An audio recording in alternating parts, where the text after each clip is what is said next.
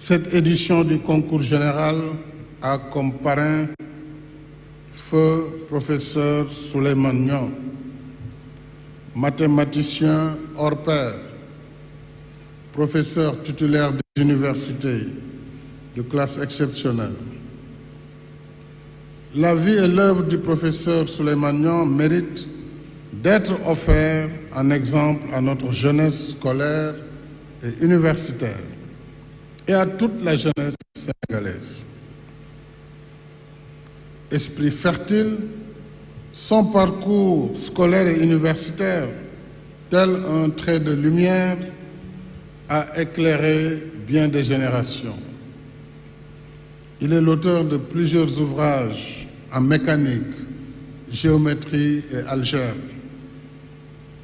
Grand officier dans l'Ordre national du Lion, enseignant et chercheur émérite, il fut doyen de la faculté des sciences, recteur de l'université Cheikh Anta Diop de Dakar pendant 13 ans, doyen pendant 16 ans de la faculté des sciences et président de l'Académie des sciences et techniques. Son expertise reconnue dans différentes instances scientifiques nationales lui a ouvert les portes du Conseil scientifique de l'OUA en son temps et du bureau de la Commission africaine pour l'enseignement des mathématiques, entre autres activités internationales. J'ai personnellement connu le professeur Souleymane Niang quand j'étais moi-même étudiant à l'Institut des sciences de la Terre, alors qu'il y était doyen de la faculté des sciences.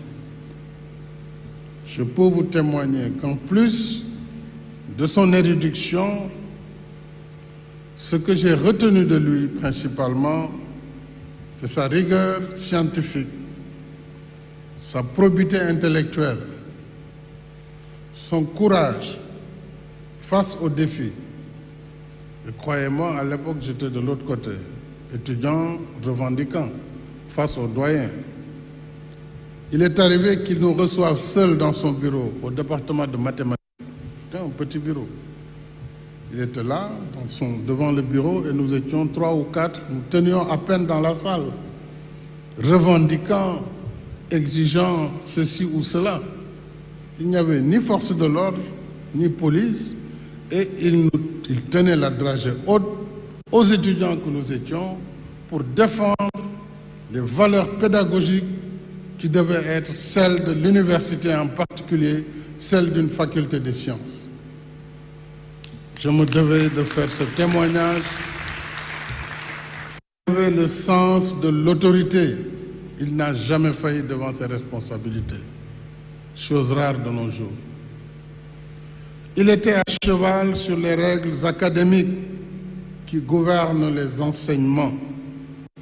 Quelles que soient les péripéties, tous les étudiants de l'époque savaient combien le professeur Niang était inflexible sur le respect du quantum horaire pour la validation d'une année académique.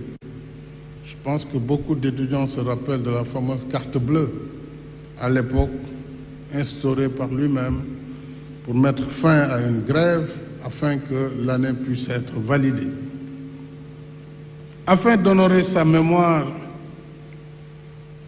j'ai décidé que la future université de Matam porte désormais le nom de l'illustre parrain et sera Université Souleymane Niang de Matam.